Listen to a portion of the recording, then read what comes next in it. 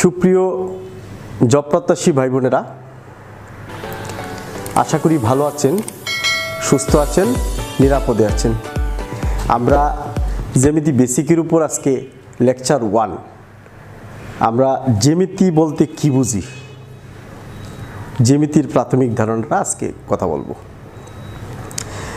জ্যামিতি শব্দের অর্থ ভূমির পরিমাপ, অর্থাৎ যে শব্দের অর্থ ভূমি, মিতি শব্দের অর্থ পরিমাপ, অর্থাৎ ভূমির পরিমাপ। আমাদের চারিপাশে বিস্তৃত জগৎ সীমাহীন, এই বিস্তৃত জগৎটাকে স্থান হিসেবে আমরা চিহ্নিত করলাম।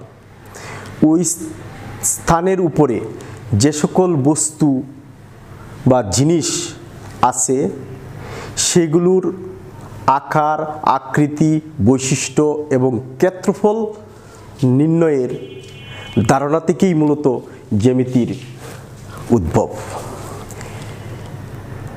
আজ থেকে 4000 বছর আগে মিশরে ভূমির পরিমাপের জন্য জ্যামিতির প্রচলন সৃষ্টি হয়েছিল, এটি ঐতিহাসিক মতে আমাদের ধারণা। তবে এখন জ্যামিতি শুধু ভূমির পরিমাপের জন্যই সীমাবদ্ধ না, অনেক জটিল জটিল গাণিতিক সমস্যা এবং বাস্তব সমস্যা সমাধানেও জ্যামিতির অগ্রণী ভূমিকা পালন করে চলছে। ভারত, চীন, মিশর এদের সভ্যতায় যে নিদর্শনগুলো দেখা যায় সেখানে জ্যামিতির প্রয়োগ বা ব্যবহার গুরুত্বপূর্ণ। তার থেকেই জ্যামিতির ধারণা সৃষ্টি হয়েছে।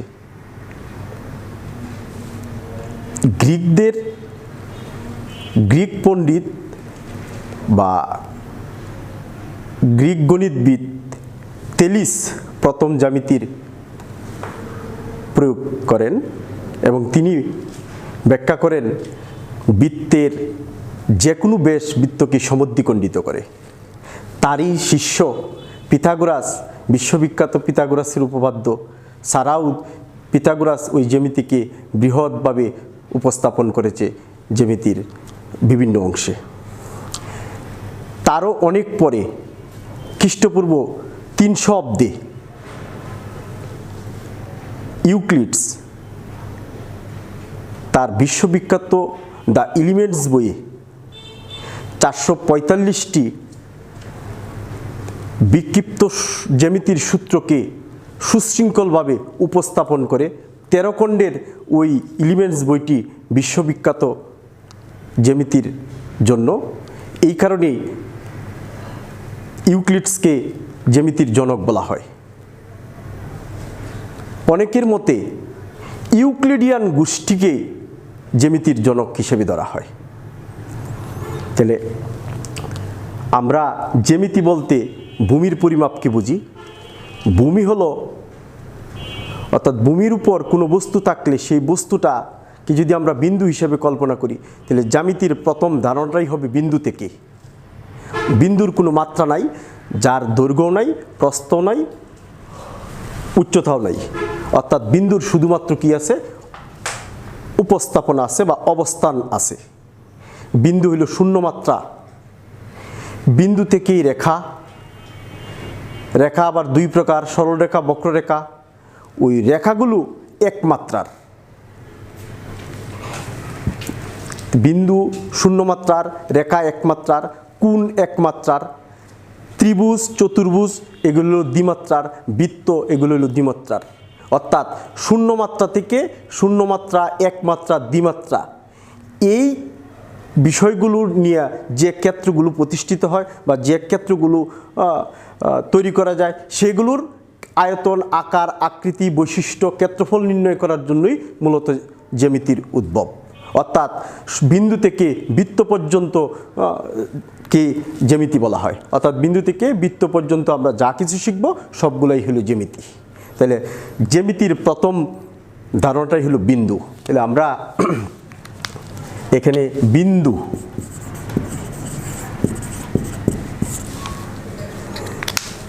অর্থাৎ এইটাই হলো একটা বিন্দু। আমরা যদি এই বোর্ডটাকে যদি আমরা একটা ভূমি মনে করি, অর্থাৎ স্থান মনে করি, এই স্থানের উপর একটা জিনিস আছে, সেই জিনিসটা দৈর্ঘ্য নাই, প্রস্থ নাই, উচ্চতা নাই, যার শুধুমাত্র কি আছে, অবস্থান আছে, তাকেই বলে কি, বিন্দু। ঠিক আছে, এই বিন্দুর কি নাই, অবস্থান আছে, কিন্তু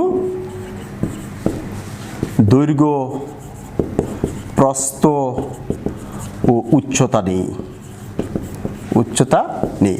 অর্থাৎ বিন্দু শূন্য মাত্রার, অর্থাৎ মাত্রাহীন, মাত্রাহীন বস্তুই বিন্দু। ঠিক আছে, এটাই ছিল আমাদের জ্যামিতির একদম বেসিক লেভেলের, একদম শুরুটাই ছিল বিন্দু থেকে। বিন্দুর পরে আসবে রেখা।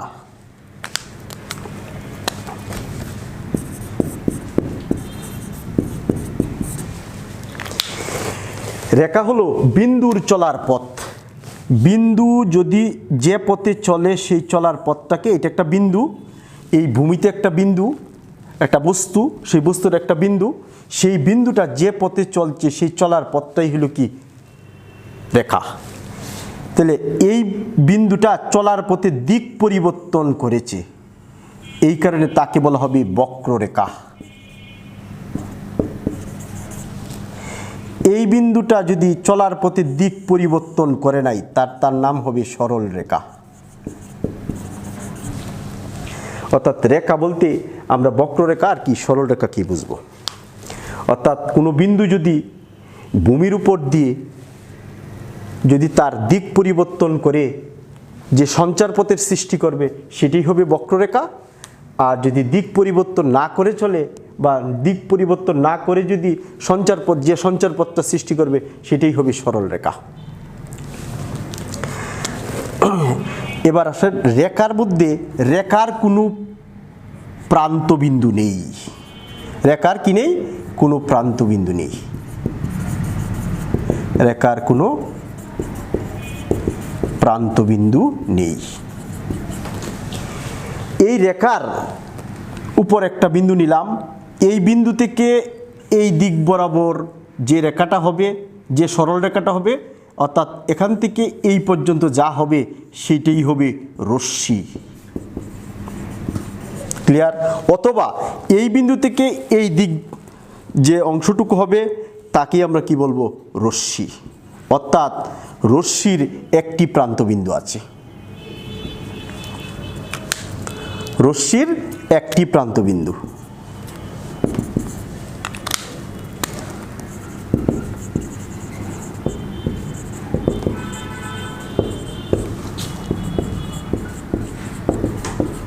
রশ্মির একটি প্রান্তবিন্দু। তাহলে আমরা কি বুঝলাম, রেখার কোনো প্রান্তবিন্দু নেই, কিন্তু রশ্মির কি আছে, প্রান্তবিন্দু। আমরা যদি রশ্মিটা অঙ্কন করতে চাই, এটা একটা রেখা, রেখার উপর একটা বিন্দু, একটা বিন্দু থেকে রেখার যে কোনো দিক বরাবর সেটা কি হবে, একটা রশ্মি। অর্থাৎ এত একটি কি হবে, রশ্মি। এটা একটা রশ্মি। এবার এই রেখার উপর যদি দুইটা বিন্দু নিতাম, এই রেখার উপর যদি আমরা দুইটা বিন্দু নেই, এই বিন্দুটার নাম দিলাম এ, এই বিন্দুটার নাম দিলাম কি, বি। অর্থাৎ এই দুই বিন্দুর যে দূরত্বটা আছে সেটাকে যদি আমরা এখান থেকে অবস্থান করে অন্য জায়গায় সরায় নিই, অর্থাৎ এরকম হয় এ বি, সেটাই হবে রেখাংশ, সেটাই হবে রেখাংশ। অর্থাৎ রেখাংশের দুটি প্রান্তবিন্দু। তার মানে কি দাঁড়াইলো, রেখাংশের দুইটি প্রান্তবিন্দু। তাহলে আমরা জ্যামিতির প্রথম যে দুইটা স্টেজ, সেটা হলো বিন্দু আর হলো কি, রেখা। রেখা কয় ধরনের হয়, দুই ধরনের, একটা সরল রেখা, একটা কি, বক্ররেখা। সরল রেখার কোনো প্রান্তবিন্দু নেই। সরল রেখার উপর যদি একটা বিন্দু নেই, ওই বিন্দু থেকে রেখার অন্য যে কোনো দিকে দূরত্বটা, যে কোনো দিক পর্যন্ত হবে সেটা হবে কি, রশ্মি। অর্থাৎ রশ্মির কি থাকবে, একটি প্রান্তবিন্দু থাকবে।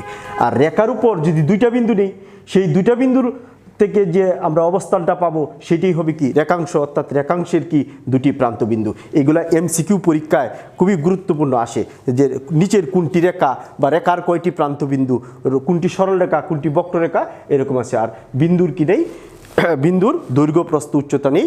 বিন্দু হলো শুধুমাত্র অবস্থান, সে কি মাত্রাহীন বস্তু, মাত্রই কি হবে বিন্দু। অর্থাৎ বিন্দুর অবস্থান, বিন্দুর শুধু অবস্থান আছে, সে হলো শূন্য মাত্রার, আর রেখা হইল এক মাত্রার। রেখা হইল এক মাত্রা,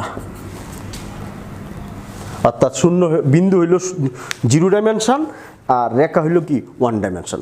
তাহলে আমরা ছিল এই হলো বিন্দু আর কি রেখা। আমরা এবার সরল রেখার কয়েকটা বৈশিষ্ট্য দেখতে চাই।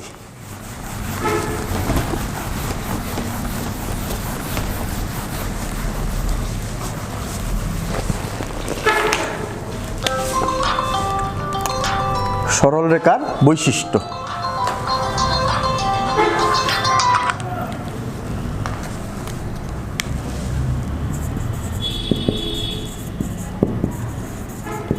সরল রেখার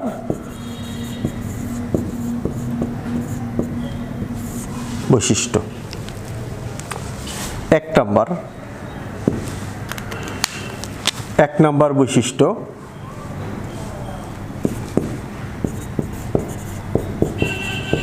দুইটি বিন্দুর সংযোগে ক্ষুদ্রতম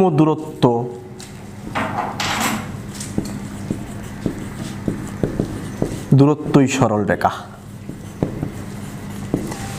আমরা যদি এই বিষয়টা যদি আমরা চিত্রে উপলব্ধি করতে চাই, তাহলে সরল রেখাটা ভালোভাবে ক্লিয়ার হবে।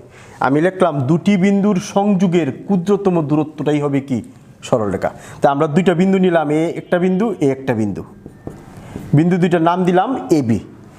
এই দুইটা বিন্দুর সংযোগ করব। তা আমি তো সংযোগটা এইভাবেও করতে পারি, আমি সংযোগটা এইভাবেও করতে পারি, আমি সংযোগটা এইভাবেও করতে পারি, আমি সংযোগটা এইভাবেও করতে পারি।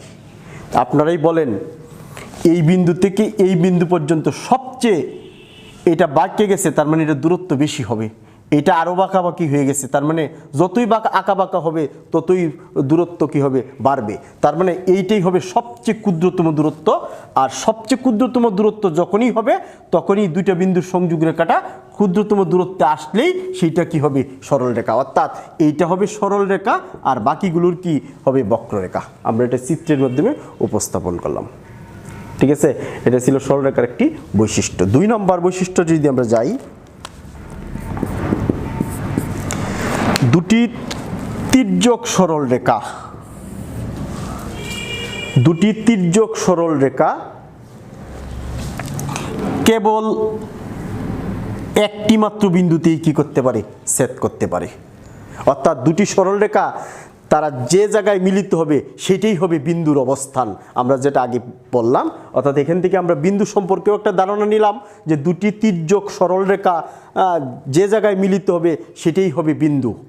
আর দুটি সরল রেখা একের অধিক বিন্দুতে কি হইতে পারে না, দুটি তির্যক সরল রেখা একের অধিক বিন্দুতে মিলিত হতে পারে না। তাহলে আমরা এটা বলতে পারি, দুইটি তির্যক সরল রেখা, তির্যক সরল রেখা কেবল মাত্র একটি বিন্দুতে ছেদ করে, কেবলমাত্র একটি বিন্দুতে ছেদ করে। এইবার আমরা 3 নাম্বার বৈশিষ্ট্যে যাব। 3 নাম্বার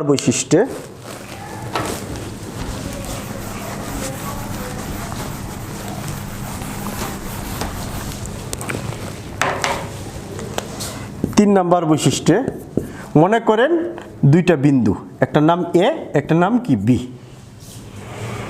এই দুইটা বিন্দু চলার পথে যদি দিক পরিবর্তন না করে যে পথে চলতেছে, এবং দুইটা বিন্দু সবসময় সমান দূরত্ব বজায় রেখে চলছে, এই দূরত্বগুলো সবসময় কি সমান, তাহলে এই যে দুটি বিন্দু দ্বারা যে চলার পথে দুটি সরলরেখা উৎপন্ন হয়েছে তারা পরস্পরের কি হবে সমান্তরাল হবে। তাহলে আমরা কি বুঝলাম, যে দুটি বিন্দু দিক পরিবর্তন করে যে পথে চলবে বা যে চলার পথ সৃষ্টি করবে, এবং দুটি বিন্দু যদি সব সময় সমান দূরত্ব বজায় রেখে চলে, তাহলে যে দুটি সরল রেখা আমরা পাবো সেই রেখা দুটি পরস্পরের কি হবে সমান্তরাল, অর্থাৎ এই রেখা দুটি কি হবে সমান্তরাল। তাহলে এ বিন্দুগামী মনে করলাম এ এ ড্যাশ একটি সরল রেখা, বি বিন্দুগামী বি বি ড্যাশ একটি কি সরল রেখা, ঠিক আছে। তাহলে এ বিন্দুগামী এ এ ড্যাশ সঞ্চারপথ সৃষ্টি করেছে, বি বিন্দুগামী বি বি ড্যাশ সঞ্চারপথ সৃষ্টি করেছে, এবং এ থেকে বি এর দূরত্ব সঞ্চারপথের সব জায়গায় কি হয়েছে সমান দূরত্ব। সুতরাং এ a dash O B B dash পরস্পর কি সমান্তরাল, পরস্পর সমান্তরাল। এ a dash R B B dash পরস্পরের কি সমান্তরাল, এবং সমান্তরাল সরল রেখা কখনোই পরস্পরকে কি করবে না ছেদ করবে না, এবং সমান্তরাল সরল রেখা সমান্তরাল সরল রেখা সমান্তরাল সরল রেখা পরস্পরকে কি করে না পরস্পরকে ছেদ করে না, পরস্পরকে ছেদ করে না, ঠিক আছে। তাহলে আমরা আরেকটা বৈশিষ্ট্যে যাচ্ছি সরল রেখার। 4 নম্বর বৈশিষ্ট্য হলো 4 নম্বর বৈশিষ্ট্য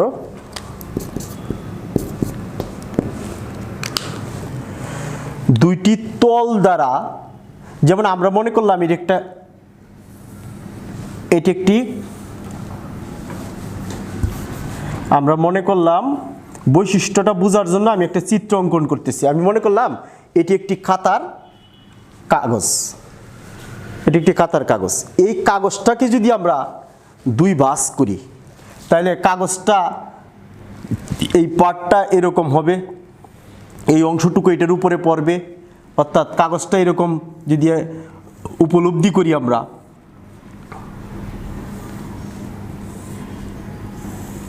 কাগজটা দুই ভাঁজ করে আমরা এরকম বাঁকা একটু হালকা আড়াআড়িভাবে রাখলাম, তাহলে কাগজটার অবস্থান এরকম হবে। অর্থাৎ এই যে কাগজটাকে আমরা দুই ভাঁজ করলাম, ভাঁজ করার পরে মাঝখানে একটা যে অবস্থার সৃষ্টি হয়েছে সেটিই হলো সরল রেখা। অর্থাৎ কোনো সমতল বা তলকে যদি আমরা ভাঁজ করি তাহলে তার মাঝখানে কি যে অবস্থানটা সৃষ্টি হবে সেটি হবে কি সরল রেখা। অর্থাৎ এই লাইনটাই হবে কি সরল রেখা, অর্থাৎ তলের ছেদক সরল রেখা। অর্থাৎ দুইটি তল পরস্পরকে ছেদ করলে সরল রেখা উৎপন্ন হয়। তাহলে আমরা বলতে পারি দুইটি তল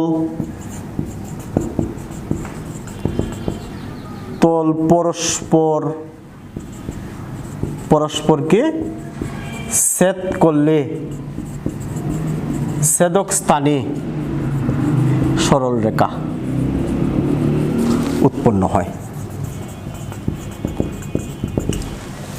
এই ছিল আমাদের 4টা বৈশিষ্ট্য সরল রেখার উপর। আমরা আজকে জ্যামিতির একটু জাস্ট প্রাথমিক যে বেসিকটা নিয়ে আলোচনা করলাম, বিন্দু এবং রেখা। আমরা পরবর্তী ক্লাসে আমরা কোণ নিয়ে আলোচনা করব। গুরুত্বপূর্ণ, খুবই গুরুত্বপূর্ণ, সেটা হলো একটা অ্যাঙ্গেল নিয়ে আমরা পরবর্তী ক্লাসে জ্যামিতির আলোচনা করব।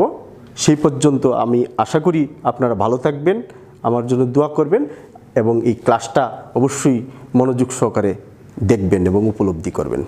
ধন্যবাদ সকলকে।